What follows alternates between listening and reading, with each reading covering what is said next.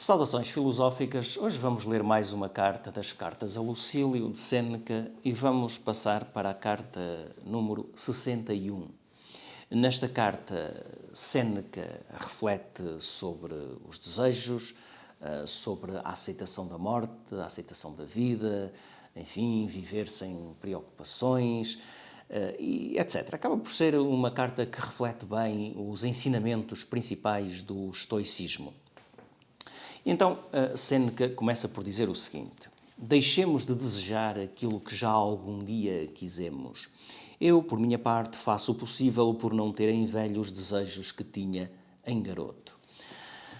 No fundo, Séneca está a exortar Lucílio e quem vier a ler esta carta a que elimine desejos à medida que envelhece e, claro, e que não crie, não forme, não tenha novos desejos, porque senão estaria, no fundo, a eliminar algo e depois a permitir que surgisse aquilo mesmo que deve ser eliminado. Porque os desejos não são bem-vindos para um estoico. Os desejos põem em causa a nossa imperturbabilidade, a nossa serenidade, a nossa sabedoria. E sabemos também, de acordo com as tradições orientais, nomeadamente o budismo, que, enfim, o desejo acaba por estar na origem do sofrimento e, portanto, se nós eliminarmos o desejo, também eliminamos o sofrimento. No caso do estoicismo, atingiremos, no fundo, a imperturbabilidade. Depois temos uma segunda ideia em que Séneca diz o seguinte: procedo de modo a que cada dia seja o equivalente de uma vida inteira. No fundo, o que está aqui presente é a ideia de que devemos viver sem preocupações, devemos viver cada dia como se fosse o último, sem estar preocupados com o dia da manhã, com a morte, com, enfim, o futuro em geral. Esta despreocupação é também, naturalmente, a marca, ou uma das marcas do sábio. O sábio vive tranquilamente, vive nessa sabedoria que implica não ter grandes preocupações com o que virá. Portanto, vive no momento presente. Vive a vida que surge, não a vida que imagina ou que deseja. Uma terceira ideia tem que ver precisamente com essa questão de aceitar a morte, aprender a morrer. Diz o seguinte, Séneca: antes de atingir a velhice, tive a preocupação de viver bem. Agora que sou velho, preocupo-me em morrer bem. E morrer bem significa ser capaz de aceitar a morte. Há uma ideia muito presente em alguns filósofos, como Platão, Cícero, Montaigne, que é a ideia de que filosofar é aprender a morrer. No fundo, aprender a morrer é também aceitar a morte. Aceitar esse facto inevitável que diz respeito a todos. E por isso, esta aceitação da morte acaba por ser a aceitação de algo que não depende de nós. Portanto, se não depende de nós, não vale a pena, enfim, estarmos com lamúrias, com queixumes relativamente a essa inevitabilidade, a essa contingência que faz parte da vida. Epicteto, que também foi um filósofo estoico, dizia que as coisas podem ser divididas em dois grandes grupos: aquelas que dependem de nós e aquelas que não dependem de nós.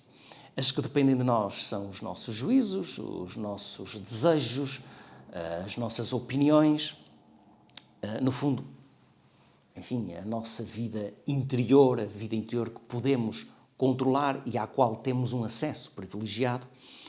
E aquilo que não depende de nós são os acontecimentos externos, enfim, as contingências da vida, a reputação, o poder, a saúde e a própria morte. E, portanto, aquilo que não depende de nós é indiferente. Indiferente do ponto de vista ético. No fundo, Epicteto considerava que a virtude é boa, o vício é mau e o resto é indiferente. Portanto, a morte faz parte dessas coisas indiferentes. Indiferentes do ponto de vista ético. Ora, quando Sêneca fala então da aceitação da morte, está, no fundo, na mesma linha de pensamento. Trata-se de aceitar uma coisa que não depende de nós, no fundo. E isso é contribuir, enfim, para a serenidade, para a tranquilidade, para a ataraxia, que são, no fundo, as marcas distintivas do sábio. Uma outra ideia tem que ver precisamente com a aceitação não só da morte, como também da vida, das coisas que nos acontecem. É o que te digo. Quem cumpre de boa vontade uma ordem evita o mais amargo aspecto da servidão, que é fazer alguma coisa contra a vontade. Ninguém é infeliz quando faz algo porque o mandam, mas sim quando o faz de má vontade. Esta filosofia da aceitação, que no fundo está presente naquela expressão bastante vulgar, que é o aceita que dói menos, pode suscitar um certo questionamento quando nos colocamos num ponto de vista social e político, porque, de facto, quem aceita tudo também acaba por, inevitavelmente, aceitar a injustiça, enfim, a opressão, uma certa cultura da apatia, da resignação, do conformismo. Talvez Sêneca estivesse a pensar um pouco para lá disso. Estava, de certeza, a pensar para lá disso. A aceitação que Sêneca aqui recomenda acaba por ter um caráter mais universal. E no fundo, o que Sêneca tem em mente é a ideia de que quem aceita tudo, à partida, já transcendeu a ordem das contingências, dos fracassos, das flutuações normais da vida e já está num campo de serenidade e de transcendência. Há uma frase muito famosa, ou mais ou menos famosa, da Eneida, em que Virgílio diz que una salus victis nullam sperare salutem, ou seja, a única salvação para os vencidos é não esperar salvação nenhuma.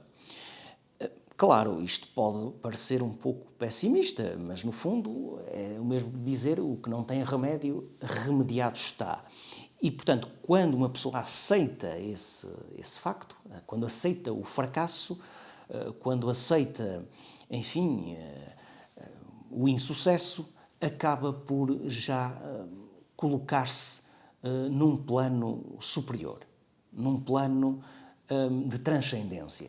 É, no fundo, aquela ideia de Karl Jaspers de que o fracasso conduz à transcendência, abre o caminho para a transcendência.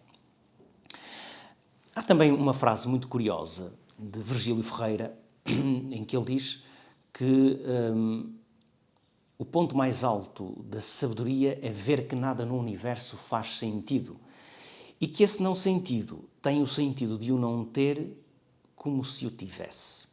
A frase é um pouco rebuscada, mas acaba por traduzir a mesma ideia. A ideia de que há um plano de sentido para lá do não sentido.